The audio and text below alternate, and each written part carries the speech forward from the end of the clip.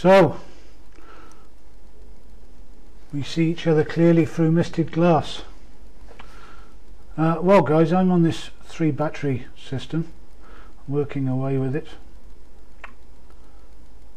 and I'm really here because, to be quite honest with you, I don't believe in over unity, and that's about as straight as I can say it. I do, however, believe in a COP of over 1, but that energy must come from somewhere. I can't get my head around anything else. So, given that premise, and the circuit, of course, I'm forced to consider a etheric power entering this system through an antenna. Now,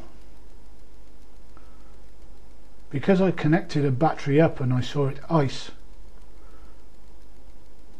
I've leapt to the assumption that that battery is actually a very finely tuned antenna. Now, I don't believe it's a resonant antenna.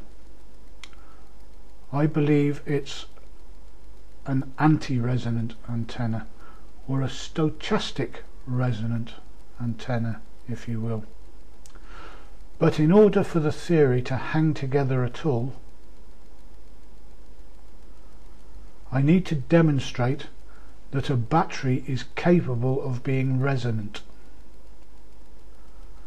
Not only that it's capable of being resonant, but that it's capable of being resonant in the frequency range that we are throwing at it. Now, in order to do that, I've set up an oscilloscope and a signal injector, actually a function generator, and as you remember, I had 3 batteries in that bicycle, clapped out push bike I had, and I've still got one left that I haven't molested yet. So hopefully, with the oscilloscope and the function generator and the battery, I should be able to demonstrate that it's feasible to operate a battery as a resonant etheric power receiver. Now, I know some of you guys are going to get bent out of shape,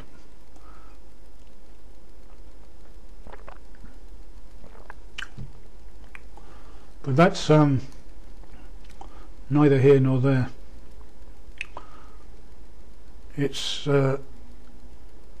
It actually throws the cat amongst the pigeons in an awful lot of areas, and I struggle to get there.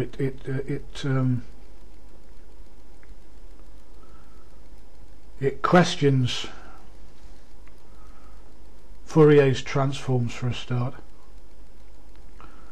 It questions infinity and the infinitesimal.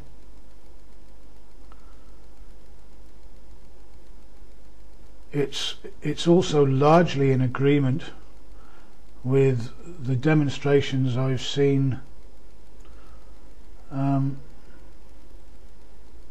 Dollard do, and that's a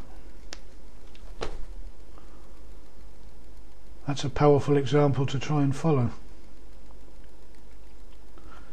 Anyway, if I give you just a quick look around this horrible situation, I'm not geared up for laboratory work at all, and I've actually thrown an old curtain over my grandmother's dining table, and I'm starting to scatter things around. I'll give you a quick look.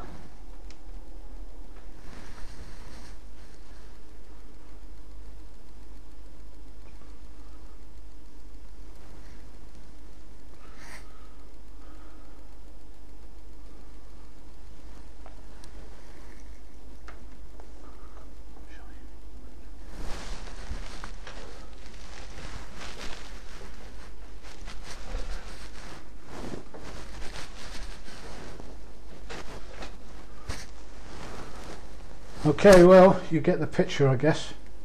Well, now what I'm going to do is move some of the things out the way, so I can just leave the table with the battery and the function generator and the scope, and hopefully I can get that into a resonant condition that you can see. As you probably know, if you can get a resonant condition, providing you have a pure waveform, it matters not whether it's a square wave or a sine wave or a triangular wave for that matter.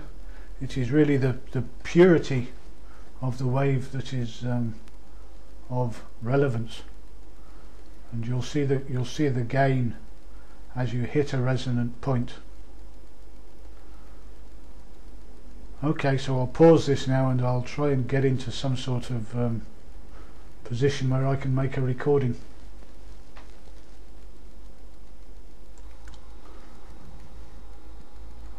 Whoa! Now guys, I hope you understand I'm trying to do this in the very worst possible conditions with a very old scope. I've got the function generator right on top of the scope here. I just can't get it into camera shot.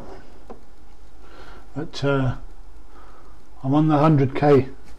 I'm on the 100 kilohertz scale with that function generator, and I'm going to start sweeping. There you see it goes down, comes up into resonance and over the top of resonance.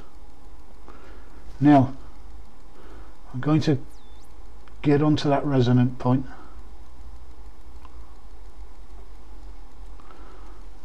This is a very old scope and it's quite cold in here. It's supposed to have laboratory temperature controlled conditions and all that sort of business, but as you can see I can hold the sine wave there.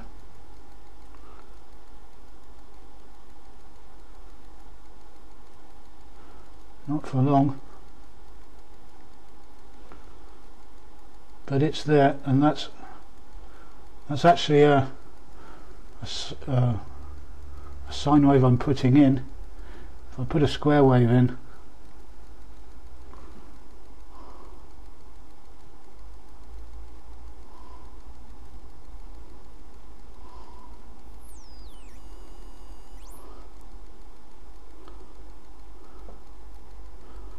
oh, I can't. Just let me try that again.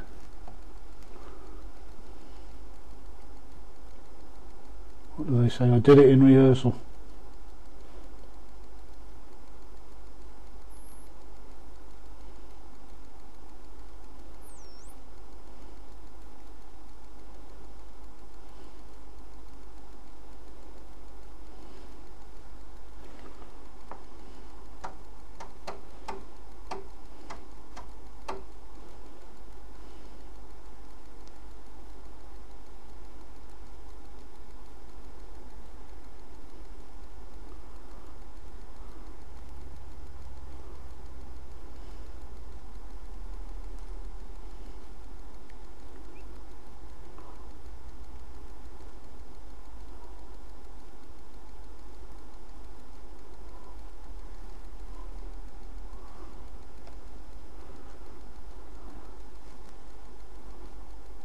Okay, there we are, that's the square wave in.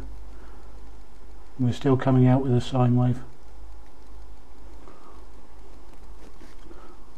So you see, pretty conclusive that the battery is resonant at and about the speed that those motors would be turning out. Of course, it's my suspicion that resonance is very sharp and alters with charge, I would think, but it would need further testing and proving to do that. As I say, that opens that opens the door to an awful lot of chemical, mathematical, experimental explanations, most of which I suspect Mr. Dollard's given us if I had the wit to understand some of it. Well, cheerio folks, make what you will of that.